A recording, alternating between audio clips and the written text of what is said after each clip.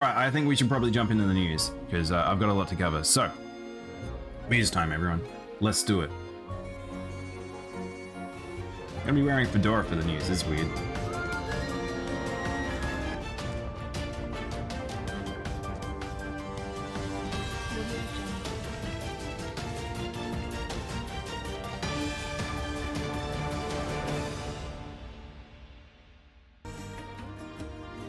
All right, let's jump on in. This is a big one. We've got a lot of news to cover because it's 2 weeks worth because I missed last week.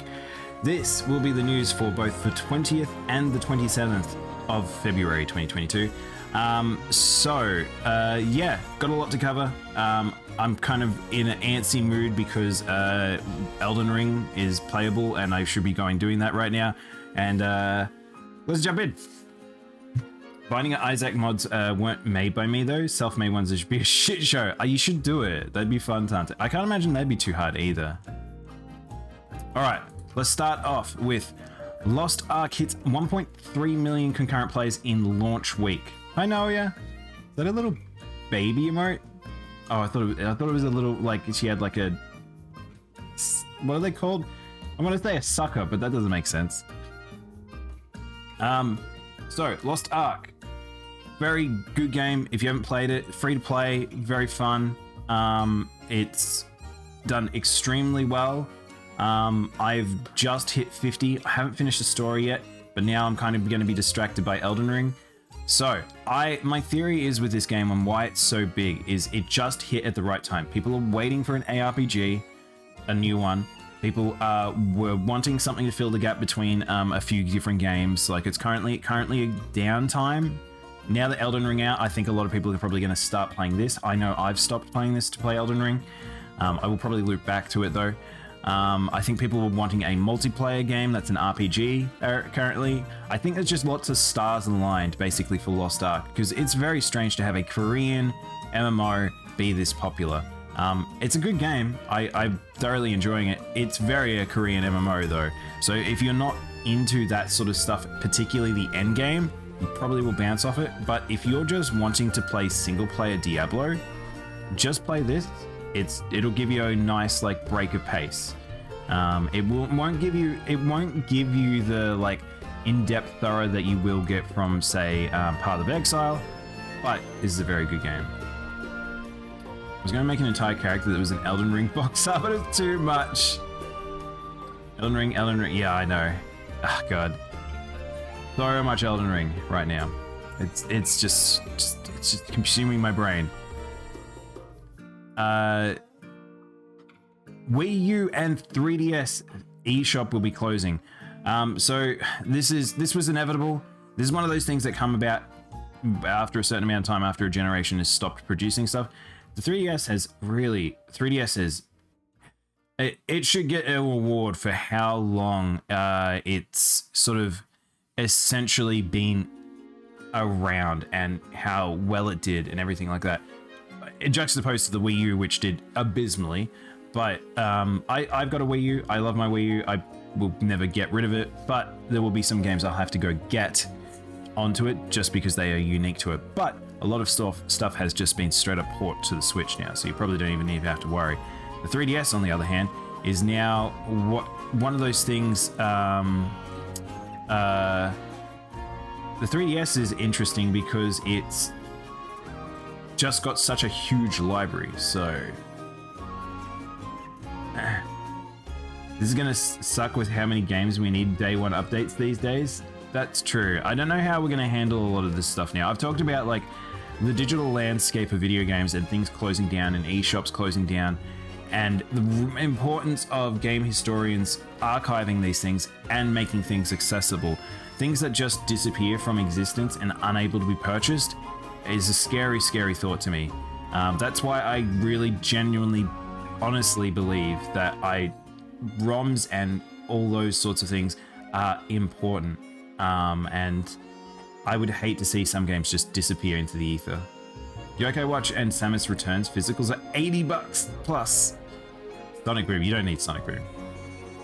Bloodborne is still the best Soulsborne game. Interestingly enough, Noia, Elden Ring is very Bloodborne. It's kind of weird how much it is. Even more, I thought it'd be more Sekiro, but it's got a lot of Bloodborne DNA in it. Speaking about shutting down services, Pokemon Bank service will be free after the 3DS eShop shutdown. This is a good thing they're doing. I couldn't believe that the Pokemon Bank was ever a paid service. I think it's completely stuffed that it ever was. Really good. However, I don't know what the landscape of Pokemon Bank will even look like now because of the fact that you've now got games that are kind of weirdly isolated, including Brilliant Diamond, Shining Pearl, and the new Legends of Arceus, where they're very specific sects of Pokemon that you will have access to. So I don't know how the bank's going to handle a lot of this new stuff and going forward for new games. But yeah, I think this is just a good thing. I don't think it should have ever been a paid service, but especially the amount that they charge. They have different move pools too. Yes, they do. Yeah, 100%. I legitimately have no idea how it's going to handle a lot of this stuff. And there is another system that is on the Switch, from my understanding. It's not called Pokemon Bank, it's called something else. And Pokemon Home. And I don't know how Pokemon Home and Bank interact with each other, and I don't know if that means that Bank is just going to be, I don't know. It's very confusing, chat. Honestly, what they should be, instead of an online service, it should be just, no, it needs to be. I don't know. This is again talking about shutdowns of games and things disappearing. Also, the concept of I guess services going away that are almost integral to the running of particular games and stuff. So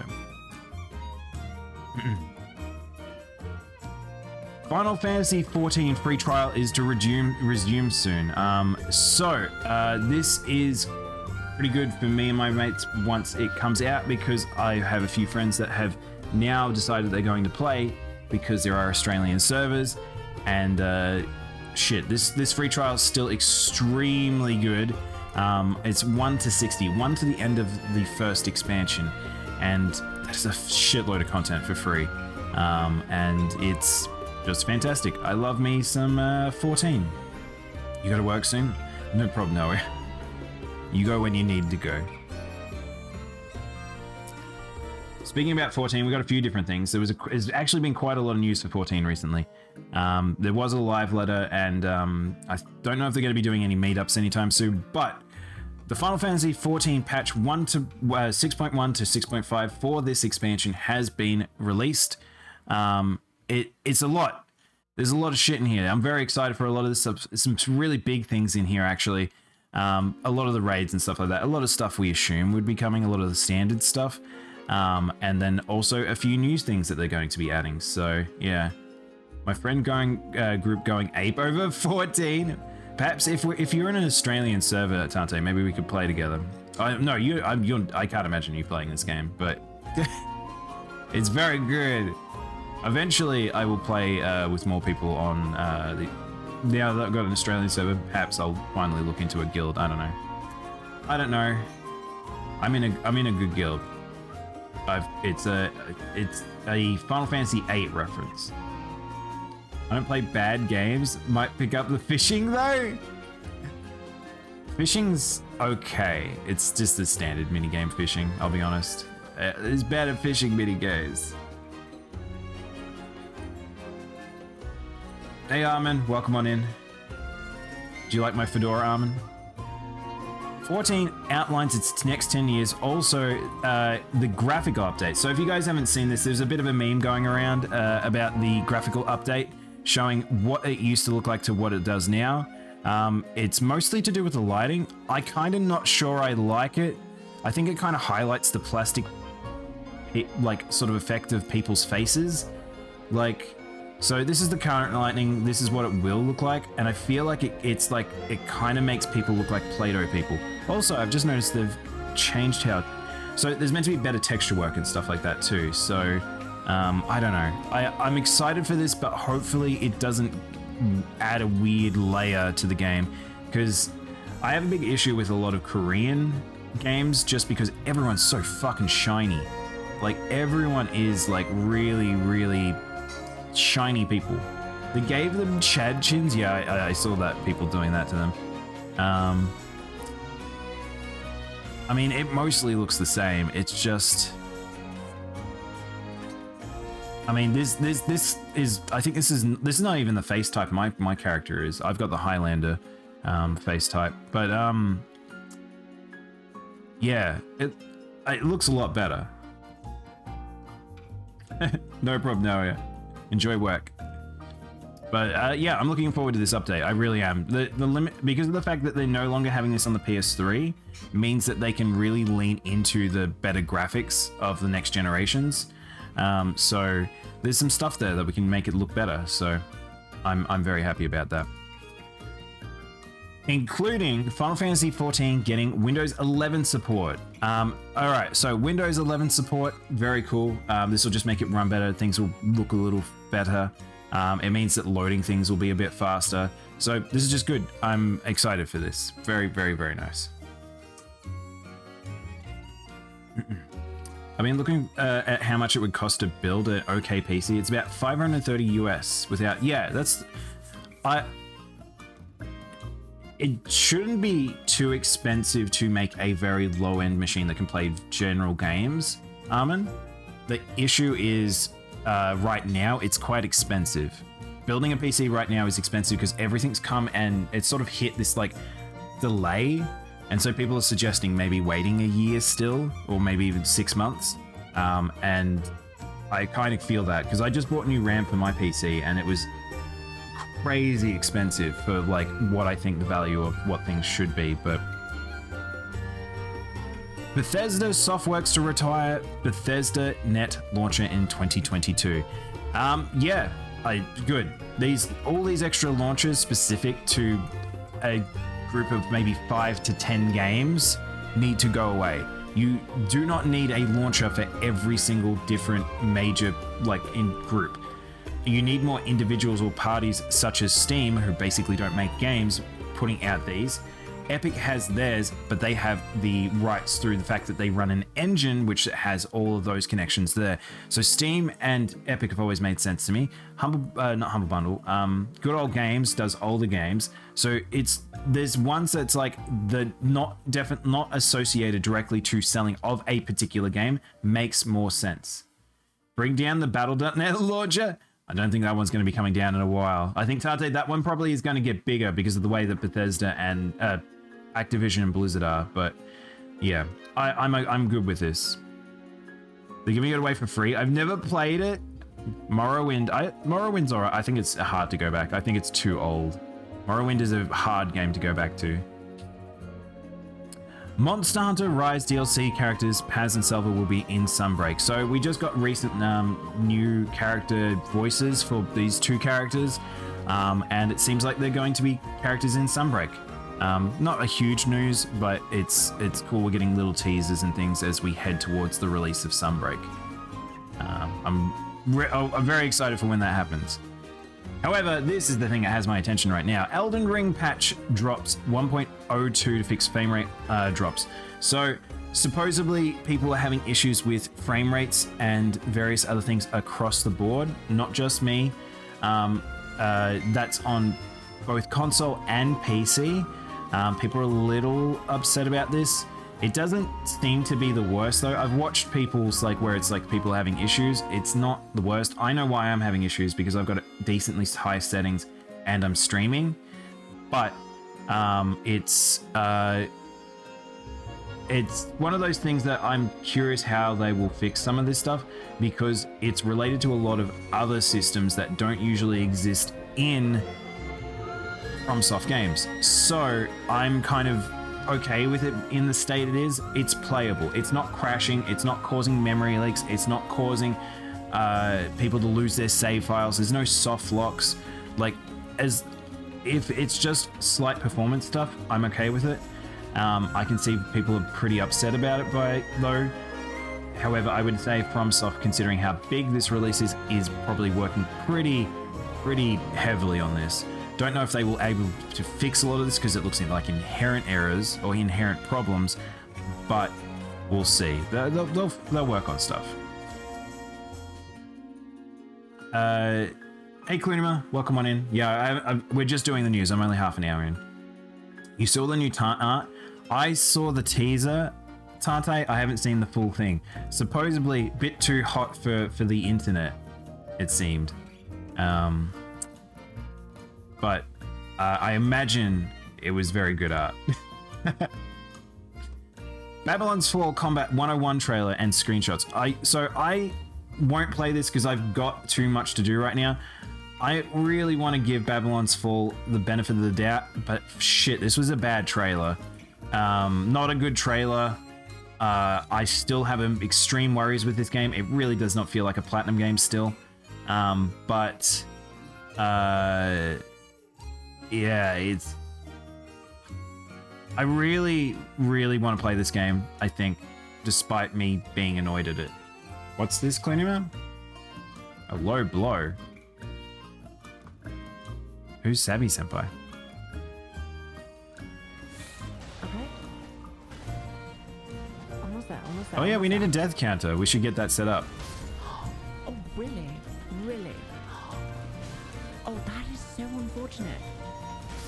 That is actually unfortunate. That is actually unfortunate. Really? Oh, that dude's actually bad luck. rough. That is actually bad luck. That is some... Okay. Hang on, I'm a little confused. What happened in this clip? Almost there, almost there. You almost fell over. Oh, the fall down. Oh shit, I didn't know that could happen. So him falling over caused the mount to dismount. Oh, that sucks. I will attempt this boy at some point today, I reckon, because I still haven't come back for him. There's a lot for me to do. A lot of bosses.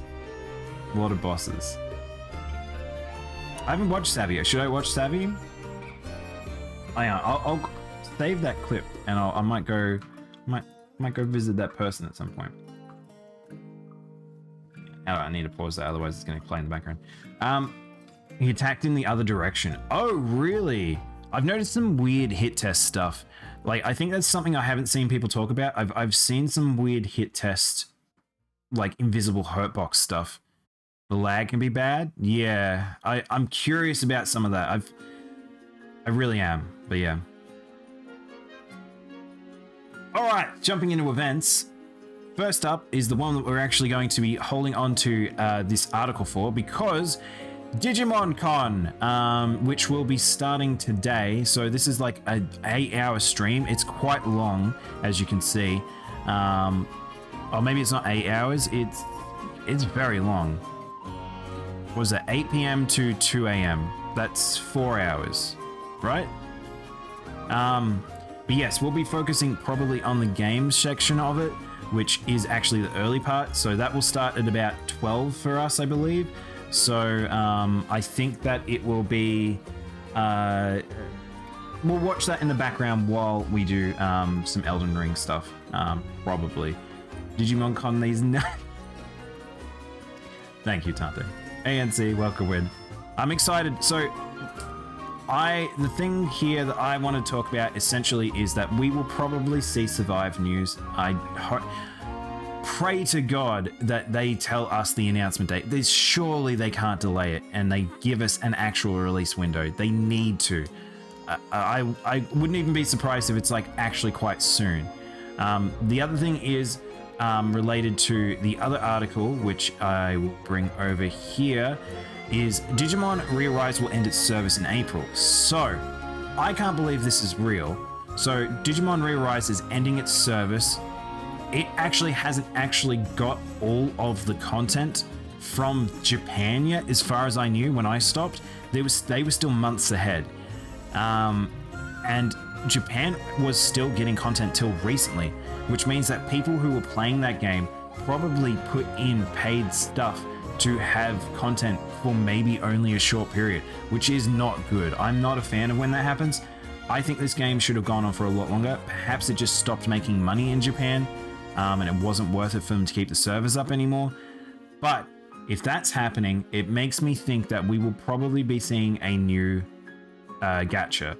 And so that's probably something we will see amongst some of the Digimon Con stuff. And I would say that Next Century is probably the one. So China released Next Century.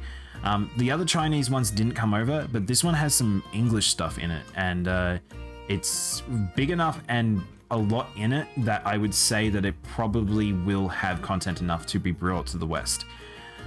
Unsure if I'm correct about that, we'll see. There is also the Digimon MMO from Korea. I doubt they'll probably talk about that too much, but that's at least a couple of games that they can talk about. So I'm hoping that's the case. And if I am extremely lucky, maybe we'll get news about a new pillar game. So either Digimon Stories or Digimon World.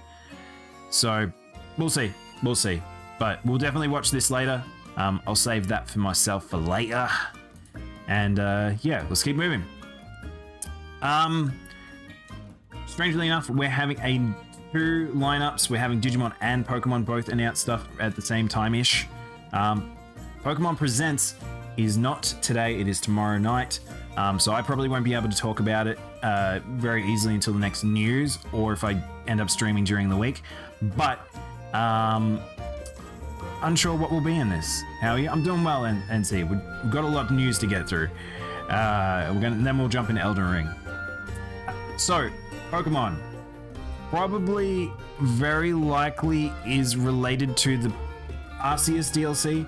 People have said that they've data mined the game and they've found some funny things in here where it's like, essentially stuff that looks like it's pointing towards DLC. So I wouldn't be surprised, because this is a weird stream. Like, it feels so soon after Arceus coming out that what the hell would they talk about? I literally don't know what they could talk about other than DLC. Or maybe some third-party small games. Because they've released a lot recently. Like, a lot of Pokemon stuff has happened in the past 2 years. So I can't imagine that they would be saying, hey, we're bringing out a new mainline Pokemon game, or saying, hey, we're going to bring out a new remake. Like, Diamond and Pearl just came out, like, during last year's, like, Christmas holiday period. And then Arceus just came out, so... Waiting for Dante to say Pokemon Presents D's nuts. God. Hey, Red Rover. Hey, Carter. Welcome on in. Thank you. You've done your job now, Tante. But yes, very, very curious what will be in that, but we'll try and cover it at some point. Any announcements? Oh boy, there were actually quite a few announcements. I always take a week off from doing news, and then I get hit with a lot of stuff. I won't do everything, but there were some good stuff. Not necessarily including this though. Pokemon Movie 3 and live action series announced for Sonic. So I haven't even watched the first one. I don't know if I want to watch the second one. The second one definitely looks better to me because it looks more Sonic-ish. But apparently they've already happy enough to say that they're signing off on a third one. They're that confident. And a live action series. This is cursed. Who came up with this idea? I don't know who thought this was a good idea. I don't know what this is going to be. Why live action? Why live action? Sonic, I don't understand this. I just do not understand this. But sure, I guess that's what people want. So Pokemon cut content from Black and White, and Pokemon re-released White. Dude, if they made an expanded version of Black and White, I would be so happy, because Black and White are still probably the best Pokemon games. The first is enjoyable, not amazing, not amazingly good, but decent. That's what I've heard. I've heard that if you like sort of that sort of fun kiddie sort of humor, people get into it. Like, it's not a bad movie, but it sounds like the less it has the humans on screen, the better it is.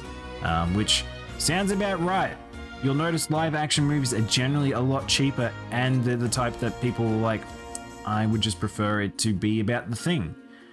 Hey Alex, welcome on in. I liked it when Sonic wore a towel in a feminine fashion for like 0.2 seconds. What, did he just come out of a shower? There's going to be a live action for Last of Us series. So, okay, but that's a little bit different, Red Rover, because that makes more sense. Because Last of Us is a zombie game where the protagonists are human. Sonic is a not even a real hedgehog. He's a weird anthropomorphic hedgehog that is stretched into weird shapes. And he stretches to do his attacks and stuff like that. It's very cartoony. I can see a live action for Last of Us. That to me makes sense. I mean, The Walking Dead was such a successful series. I think that could work quite well. This, on the other hand, I don't really understand. Elf but Sonic? Dear Lord. Live action Last of Us is a bit redundant. I mean, I'll be honest. I'm not really a fan of The Last of Us, so it's hard for me to get like pitchforks out for it. But I kind of agree with you guys. I don't quite understand things getting adapted necessarily, because a lot of the time it will just be the worser version, unless they're trying to explore a different prospect with it. Otherwise, not sure why. Let's keep moving. McPixel 3. Okay, so you guys probably haven't... I think I played McPixel on stream at some point. I actually genuinely really like this game. And I'm kind of excited for the next one. They're just fun little puzzle games, very silly. And it'd be fun to see the new one. I didn't know I had a sequel. Yeah, it's McPixel 1 and 2. Oh, shit. Oh, this art. Dude, yeah. I love this art. This was so good. I thought you were talking about the other art, Tante, the lewd one. Who's this? So Roxy, I haven't seen you commission from this person before, but this is art Tante got commissioned. It looks so good. I love this. This is such good energy. It has such good energy. I love this with the art in the background. Roxy's someone I found on Gobbo's chat. No way. Shut up. That's so cool. I love this. This is so good. It's so clean too. Like, again, Tante, you do so good at finding like people to commission. It has very like 90s, almost Pokemon like vibes from it. I really, really like this. Hey, pink guy. Welcome on in. Man, Tante, I just need to steal your commissioners sometimes. I need to just set aside a fund of money that I just use on art at some point. Again, it needs to be for the new avatar, but eventually. She draws a lot of mecha, might not be safe for Twitch. That's fair enough. I think that'll be for a separate thing then. Hololive Era Chapter 1 videos starting with English. Wait, why is this here? This should have been over here. And we'll move that. This is a weird one. This is just something to weird talk about. PUBG Mobile gets a Black Lagoon collaboration announcement. I just love Black Lagoon. If you haven't watched it, it's pretty old now, an anime. I don't know why I've seen Black Lagoon stuff come up again recently. Very strange. I don't know if that means they're trying to test the waters to get Black Lagoon get a new season. I would be completely down for that. But PUBG has had some weird crossovers, but this is one of the weirder ones. I don't know what this is. People still play it? I guess so, Carter. I've never played it. I probably would never play it, but there's been... What the hell is happening in the industry? We're in this weird stage where anime is cool, but we're also just getting weird anime crossovers in all sorts of different things. It's very weird. We will be talking about that, Queen Mel, talking about it shortly. PUBG is poor man's Fall Guys. I like Fall Guys. Good pick.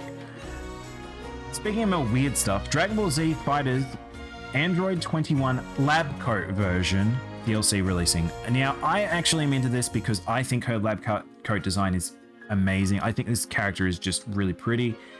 I think that it was sad in the story that you didn't get to play a version of her like this, but if you don't know, she turns into essentially a brew-like creature. So really, it's just taking the story character, adapting the moveset from the transformed version, and apparently she like plays better than her actual transformed counterpart, because Android 21 had a lot of issues from what I heard. Like, I never played her because I stopped playing before she came out, but or no, I just never got the DLC. I can't remember, but yeah.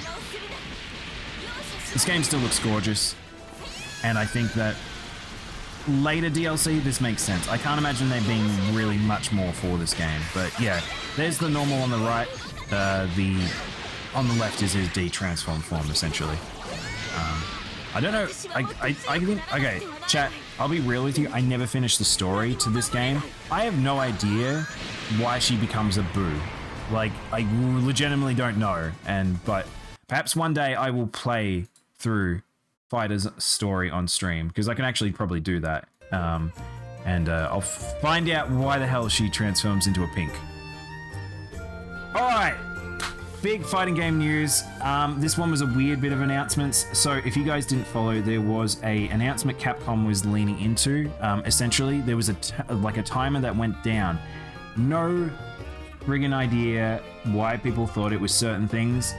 We pretty much had guessed what it was based on the timing of it, because Capcom Cup was running, and then Capcom Cup got cancelled and turned into a digital event, which probably meant it was going to be Street Fighter 6, which is what it was. And then the internet took it off and went crazy with it, with memes, because that's a wide boy. That's a wide lad. So we basically waited for like forever. Okay, I'll talk about something else just before we watch the trailer. I want to just preface. So what happened with this trailer, by the way, is essentially there was a countdown that happened. We just a number countdown on one of their official Capcom websites. Didn't really give any clues as to what it was, and then it was just really bizarre because Daigo versus. Oh shit, I can't remember who Daigo was versing. So basically there was a set running in Capcom Cup, and it was a really extended one. Daigo was basically like, he was having a comeback from loser's bracket, and it was extremely long set. If you know how Daigo plays in Street Fighter 4, 5, that basically plays very slow. I think he currently still plays Guile, which is extremely turtly, so they're very long matches. And people were just, instead of it being very hyped that Daigo was like going to possibly have a comeback, everyone was just like, fucking end it, just hurry up. Because they knew the countdown number actually stopped at 1 hour. It didn't go below an hour, and it just stayed there. And the reason why it was staying there was because they were waiting for this event to end. And what was crazy about it is because they had a really long set, then they had to interview the players, then they had to talk about what was happening. So all of that dragged out. So people who didn't know Capcom Cup was happening were just watching the timer, and it wasn't changing. And that happened for, I think it was like a good 40 minutes or something like that. It was a long time. And oh my god, poor Daigo. He ended up losing the set too, I think. So it was a weird end to Street Fighter 5 in a sense. But then this dropped.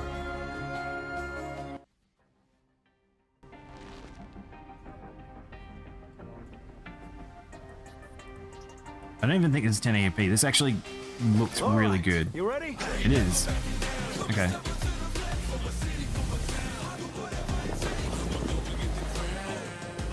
I can't believe they decided Luke of all characters. So I guess Luke is the one they're trying to lean into the new generation with. But that's it. That was the trailer. That's all we got. So people were waiting for ages for that. Now, what's crazy about this trailer is the fact that what's crazy about this trailer, chat, is it's another one of those ones where we can't tell exactly what this means for this series now.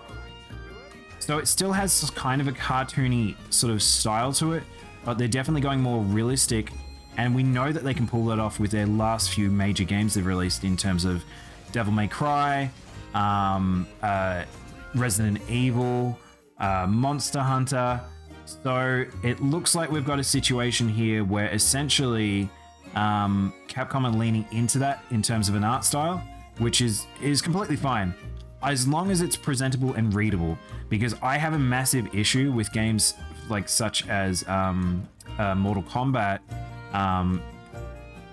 where it's too shiny, there's too much lighting, it's really hard to see. I even have it with Tekken a little bit. It needs to be stylized enough and they need to pop against the background. And as long as they can figure that out, I don't mind this art style change.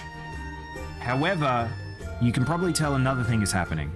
I really like the inkblot stylings that is representative of modern Street Fighter. However, this game is looking like it's going for the UFC sort of look. It looks like it's going for a lot more clean look. And even the arena and the lighting and everything like that. So I'm going to assume we've got a strange situation here where we have leaning into UFC. UFC's popular, it still is. And so that's why probably we're getting this art style as well as this logo. Now, this is something that people have been pretty up in arms about. People making fun of Wide Ryu, pretty funny. If you look at this boy's face, he's got a big old fucking head. But it kind of is very, he just looks like Chris Redfield, I'll be honest there. This logo, on the other hand, though, is something that people are really just not happy with. And it's been found that it actually is pulled from, like, it looks like multiple people have used this, or at least this logo, as a basis for their own ones. It's oversimplification at its best. I wouldn't be surprised if this is a prototype logo, perhaps. There's something not quite right about it. It's very, very, like, bland. And Street Fighter has always had some pretty, like, sort of snazzy sort of logos. I actually really like Fives, ironically. And yeah, I don't know. I was about to mention Ari. Yeah, it really does look like Ari. He looks like Chris. King of Fighters 14 had that issue, right, for not being able to be read? Yeah, I would say so. I still think it has that issue, actually, Tante. They fixed a lot of it between 13 to 14, but 14's still a weird lighting situation. I don't know. I like that it has 6 corners. Does it mean something? Maybe. Hey, Mouseling. Welcome on in. It kind of looks like a DC logo. Oh, shit, it does too, Red Rover. That's weird. I mean, this is the thing I was talking about, because I feel like considering how well Warner Brothers fighting games have been doing, and Tekken, I think they're leaning into it. I think that's where they think the money is. Despite Strive doing extremely well, but Strive still did anime bucks. It didn't do global everyone plays bucks, which this game might be able to do. I don't know. Street Fighter is like the fighter, but it's not. It's one of those things. I think it's not everyone goes for it. When we talk about the old Traveler's Tale logo was kind of hot, and why they don't make I actually like the Traveler's Tales one. I don't think I've actually ever played many Traveler's Tales games, to be honest. I actually really liked how it animated too, on some of the games. It's a good logo. I still miss this sort of like this almost 90s like this is just a fun logo. I feel like it more looks like a logo for a game than for a company, but it's still good. It had so much charm. Yeah, and then you have things like this, which I saw, like, even Denz was having his hand at it. I saw some very good takes on a new version for this. But yeah, I feel like it's one of those things that very quickly became beating a dead horse. I cannot imagine this is the final design, and because of how many people got up in arms about this, we will probably see this change. Just saying. This is still extremely early days, I would imagine, for this game. I think that we probably, if I were to take a guess, chat, we are probably, I want to say, probably, we actually might further in. We might be close to 2.5 years to 3 years through development, I would imagine, for this game. So it might not be too far away, but yeah. More information will come out summer 2022, though. I'm surprised that Mascot never got a game. I know, yeah, it's super weird. They totally should have done that. I think that character would have done well. Alright, oh my god, we still got so much news. Soul Hackers 2 got announced. This was kind of crazy. So Soul Hackers 2. If you guys never played original Soul Hackers, I know I didn't. It's by the Persona team. It's by the SMT team. Very much rooted in that sort of universe, or play style, but a bit different. But if you hadn't seen the new trailer for this game, it looks gorgeous. The art style is poppin'. It 3D looks really good. Atlas just knocking it out of the park again. Except they've kind of just turned it into Persona. It's just Persona now. So not sure that's a bad thing, but it's I think people will probably be more willing to pick it up because of that. But dude, the art design in this game is fucking killer. I've talked about how much I like digital spaces. Need more games like it. We might be entering an era where I just see more digital looking games because it's just very pretty.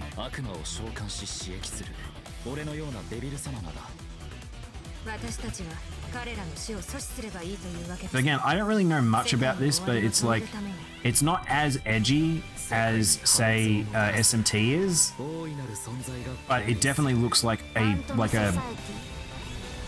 modern cityscape JRPG. And you guys know how much I liked I was gonna say Lost Ark, not Lost Ark. I've got the name of the game. The one I played through. Dude, it looks so pretty. I just have to say, it's just got so much style. But yeah, if you played SMT, any of the SMTs, you'll recognize a lot of these demons and stuff like that. So.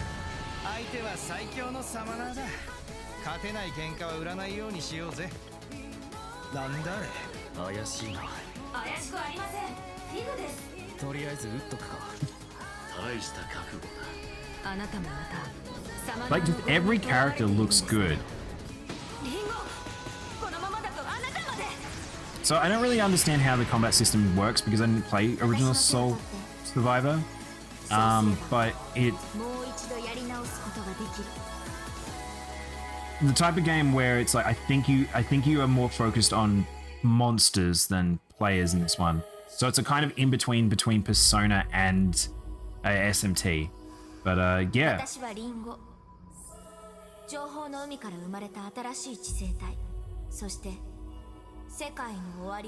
She's straight up a Digigirl. Your VTuber come to life. But yeah, I'm looking forward to that. It looks really good. I mean, I still haven't played SMT, the latest one, but I feel more like I want to play this than that, ironically.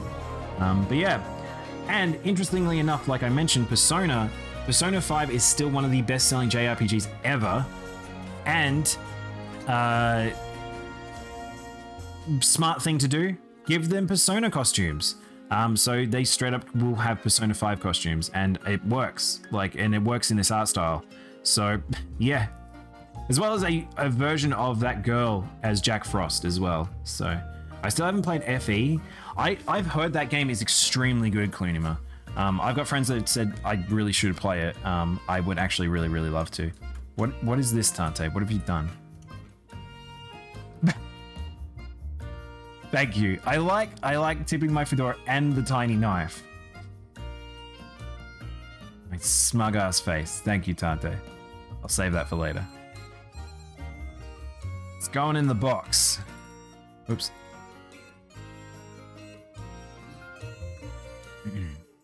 All right. And in a shift of gears for stuff being announced, the last one I'll talk about for announcements today is actually the PlayStation VR 2 headset design got announced. Means we're getting another VR headset. Again, I'm not huge on them, but supposedly the PlayStation's VR is probably one of the best ones. Very good. And I still don't think there's a lot of games for them. But if you really like this stuff, perhaps you should pick it up. I imagine it's probably going to be still quite expensive, but yeah, I mean, it looks sleek, it looks comfortable. This is the first VR headset I've looked at. I'm like, yeah, I could see wearing that. That looks genuinely comfortable. But yeah, it actually gives me very much like cyberpunk vibes, and I kind of dig that. I kind of want to enter the era where we just cool cyberpunk people. So that'll be coming. Anime enemy time. Okay, so there's actually a decent amount of anime stuff. This is a weird day. We've got a lot of things. We'll start with Hololive Era Chapter 1 video has now got English subtitles. So if you guys did want to check out the Hololive game, which is a kind of, I think it's a visual novel style thing. It's a horror visual novel. Very much makes sense considering Sora is like the founder VTuber essentially. But yeah, if you want to check this out, it's available on YouTube. Guess we'll see if they lean into this stuff more. But I believe there's actually a chapter 2 coming eventually too. So I think they tease that as well. I cannot find an article, chat. Oh, okay. I can't find. I may have closed the article. All right. Anyway. It's right here. The article's right here. So the other thing I wanted to talk about with Hololive is actually the surprise thing that happened with Russia. Not including the hashtag Russia stuff. I mean, I'll bring it up a little bit. So there's a lot of things that happened. Recently, it came out because okay, guys, I'm going to dive into the stuff that the side of VTubers and more so the side of idols in Japan that is very toxic and I hate. And that some of it's being reflected in the West now as well, is Ruchia, basically she had a communication with another very famous VTuber who was a male, and they kind of, it seems like they maybe were going on a date or something like that, and they were talking to each other and it got caught on her stream. And then basically he's also a VTuber idol that basically people got up in arms because people were unhappy he was going out with someone. She's going out with someone. They really don't like that. They've got some weird illusion going on, which spiraled into hashtag Russia. People talking about this situation, which then turned into hashtag Russia, which then that became a meme because people would accidentally put in hashtag Russia, which is then related to the Ukraine-Russia stuff. And then it turned into a situation where she wanted to defend herself. She then got in contact with a very notable drama streamer or YouTuber in Japan. And she spoke about some stuff that she should not have spoken about. Basically breaking her contract and NDAs. And that's where this story leads to, where her contract then had to be terminated because she talked about a series of different things that she should not have talked about. And yeah, so a complete build-up of like weird stuff around idol culture kind of turned into something that forced the hand of Cover. I'm not sure, like Cover kind of were on her side and kind of protecting her about some of this stuff. And then this happened, and I think that it was just too far for them. I don't know if it necessarily needed to happen the way it happened, but kind of a bit stupid. The Japanese gossiper was Kore. Yeah, I don't really know anything about him. I just know from a friend of mine who talked about this situation where it was like, oh, okay. But yeah. Idol culture and VTuber culture is just, it's kind of wacky. There's a reason why there's only the outskirts that I try to interact with, and because they are entertainers at the end of the day, but it is sometimes something that just, it crosses the mark and people get a little wacky about it. They said it was fine for Russia to have a private life. Yeah, basically, it makes sense. Like, I think they handled that better than they've handled some of the other parts. Cover has not handled a lot of things that have happened with them in the past very well, but this one in particular, they handle a little bit better at least. And this, they wouldn't have done very easily. Russia makes bank. She makes a lot of money, like a lot of money. And it's one of those things where they probably didn't want to do that, so why is this Cookie Run Kingdom ad so intense? Friend saying that he's the drama alert of Japan. Yeah, I basically had a friend tell me the exact same thing, Tante. I don't really know much about it. There is a lot of stuff essentially with Japan has pretty much a reflective media stuff over that's just very isolated for them, and some of it's extremely toxic. And yeah, it's kind of flooded out into this. But yeah, if you see people talking about hashtag Russia or talking about Russia, that's probably something they're talking about, or they're accidentally doing that instead of hashtag Russia. I run into, but Keemstar is actual yeah. Not a big fan of Keemstar. I'm not gonna dive into that. It's good not to talk about stuff publicly just in case it turns into playing with fire. But I'm pretty small, so I can get away with stuff. Unless I get big and then they find archives and then it gets me into trouble. But anyway, let's keep moving. Full Metal Alchemist 20th Anniversary Project teaser released. I am a massive FMA fan. I love it. The one cosplay I wanted to do when I was a younger teen that I never got around to doing was Ed. I would love to get his trench coat at one day. Not even to wear, just a trench coat that I could just have in my room. It's so fucking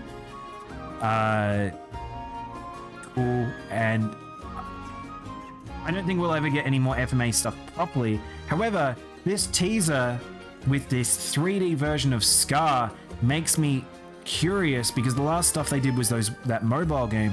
If they're making a real FMA game, I'd lose my fucking mind.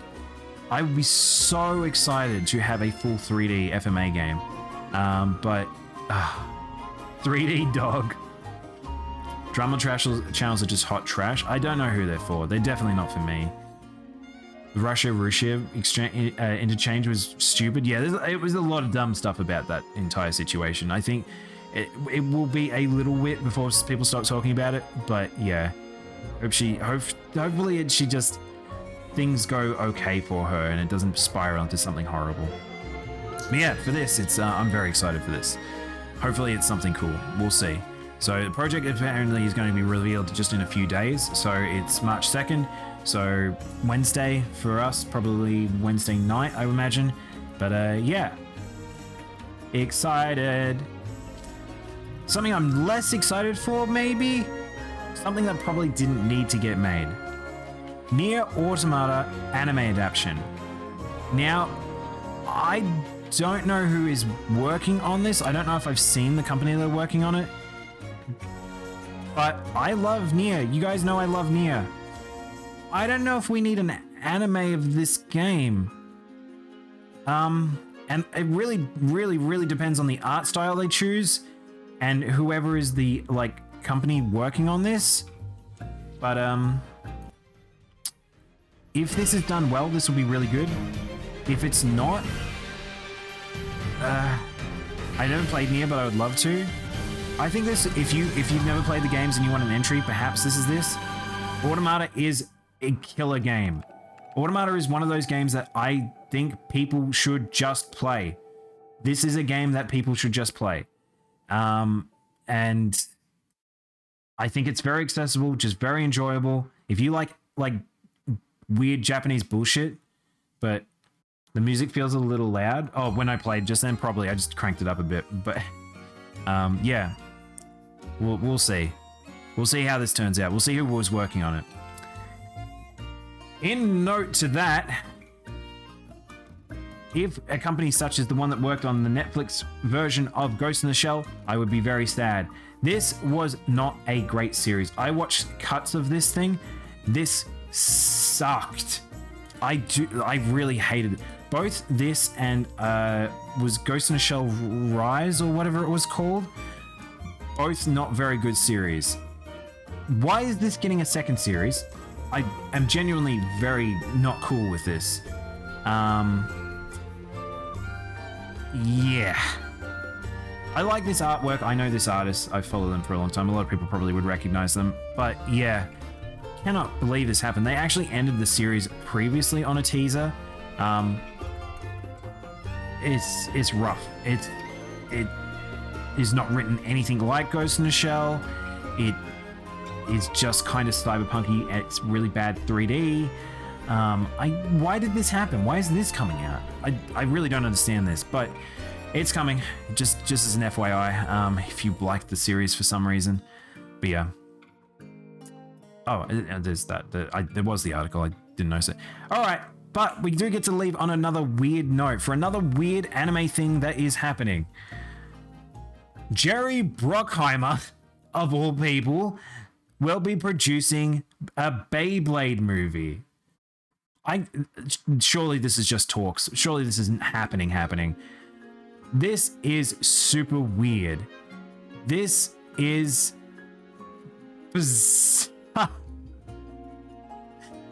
Beyblade has not been popular in a long time. It kind of just exists in Japan with some of the toys and stuff like that. Do not know why this is happening, but Jerry Bruckheimer, very famous director, is making a Beyblade movie? This has to be a joke. This can't be real, right? Bad Boys, National Treasure, Pirates of the Caribbean, and Top Gun, like listed under his, like, as his top ones here. Like, can you see this? I don't know if I can. I'm down for a Beyblade movie. I need an excuse to buy their merch. The thing is, Beyblade could probably get away with a live action. Again, did Beyblade ever have an anime movie? Like, a lot of, like, kids ones have had movies. Did Beyblade actually ever have one? If it had a Western live action movie before it had an anime movie, that's really weird. That's particularly weird. I liked Beyblade when I was a kid. Very fun. I had a few of them. They're just dumb fun. A lot of people broke in a lot of stuff. A lot of people scratched up things with it. But not particularly serious. So it's a very weird combination. But who knows? Perhaps this might be just dumb fun. Might be just dumb fun. We'll see. All right. With all the silly out of the way, let's jump into big business. Almost done there, chat. All right. This article leads into from another one we talked about in the past, one that kind of annoys me. Platinum Games is open to acquisition talks as long as freedom is respected. This is worrisome. Between this, the change of hands of the CEO, and the discussion of wanting to move to live services, I think Platinum Games might be struggling, and it kind of scares me. I don't know what happens here, because they talked about even doing like bringing back the Dragon game they were working with Microsoft for. So I can't imagine if someone purchased Platinum. Honestly, if Platinum were brought into the fold into Square, that'd be pretty okay. But they're not going to get the freedom that they're talking about. The reason why AA studios can do what they can do is because that gives them their freedom. It is the hardest road to travel in terms of businesses in the games industry. You need to be having very good relations with publishers. You need to have good relationships with people that if you're working for shared projects. But a lot of the time you will have a lot of it will be you're on the knife. And I really genuinely think this makes me worried about this. These talks make me curious what's happening internal at Platinum. And I don't know what their road ahead for them looks like now. We'll have to see. Maybe this is just weird discussion stuff, but I don't know. They make good as fuck games and have to see them burned down to it really, I mean, it's the thing, they've kind of struggled to find their mark continuously. Their needle swings left and right continuously, and I don't know. I really don't know. I really like Platinum Games. I'd really be saddened by this news. But let's keep going. Bobby Kotick could receive a $15 million if let go by Microsoft Activision payout. Dear Lord. Remember Kotick he actually reduced how much money he would receive at one point there to try and keep like a whole heap of stuff to do with the Activision stuff. And now we've got a scenario where he's actually getting a payout for being like brought out from Activision. That's quite the golden handshake. And I don't know. I just am not too thrilled with hearing that. But that's kind of the essence of big business. I think if I would ever show the title Big Business, this probably would be the article. This might be the thing. But there's more to it. Activision shareholders sue publisher over Microsoft acquisition. There is a possible that Kotick might lose money here. Shareholders said that they withheld information about the buyout from Microsoft. And yeah, I don't know. This is one of those things that will play out. I'm actually not too surprised this happened. But it's weird because I don't know what the flow on into Microsoft this will be. Who knows? Microsoft might end up getting more shares and control of Activision Blizzard than before if this goes forward in a weird way where shareholders actually decide to take their money and step away. So we could see some weird fallout from this event. But yeah, I don't know. Big business. More big business. If the epitome of big business would be the Activision Blizzard situation, still by far. U.S. Senator warns Bobby Kotick about undermining unionization. All right, so now we know about Raven Software wanting to basically unionize. They were the group that were doing like all the QA work. Had a particularly poor relationship with them towards the end there, and now they were looking to unionize, and then that's not going to happen, it sounds like. And now it seems like the US senators in the region are not too happy with what's happening. Again, I still think that this needs to be pushed forward for. I think that unionization is very good for games because there's a lot of terrible shit happening in America, and people need protection. Everyone that works at a games business deserves protection. And when big businesses like this do this shit, it's very upsetting. Fucking Raven made like Hexen and stuff, right? Raven Software, did they? I have no idea. I don't really know much about them. I think Raven Software are mostly a QA team. I don't know if they've necessarily made games. I think they might also do support programming. Don't know if they've actually made things, but I don't know. They used to make old Doom clones? I don't know, let's have a look. I would actually die from laughter if the Beyblade live action is casted all female cast, because you will call it Beyblade. Oh my god, including that. That'd be pretty cool, actually. I'd be into that. That'd be pretty fun. Games. So let's have a look. I think it looks like you're right. You're totally right, Tante. Look at these. So Hexen and some of these first-person shooters. Oh, okay. I totally didn't know that. I don't know these developers, essentially. Shit! Jedi Knight 2 Outcast. They worked on that? Okay, cool. I feel like I'd seen their logo around. Oh, no way! Oh, I do know this developer. I thought I recognized the logo, but I couldn't pick where I noticed it. Oh, okay, cool. All right. Well, hopefully not horrible shit happens to them. All right, and that leads us into the last article, which is a bit of a softer one, which is Nintendo to acquire SRD. Nintendo doesn't make very many purchases. Of all purchases, this is the most sensible one. They've worked with them for God knows how long, so just a good all-round purchase for them, and just would bolster up more direct support with Nintendo, because they were basically first party anyway. But yeah, every industry needs protection and stuff. It's crazy how poorly voice actors and animators and game devs all are treated. Crunch is normalized in those industries, 100%.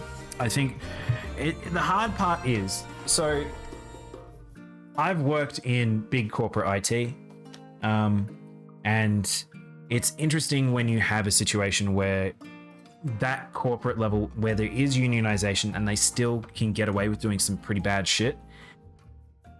However, creative medias usually will find themselves in tricky situations because they're not considered necessities. They're not considered necessarily, like, they can make money, but it's always a gamble. And so you have this weird thing where a lot of protection falls by the wayside because they need to keep up, they need to crunch, they need to do all these things.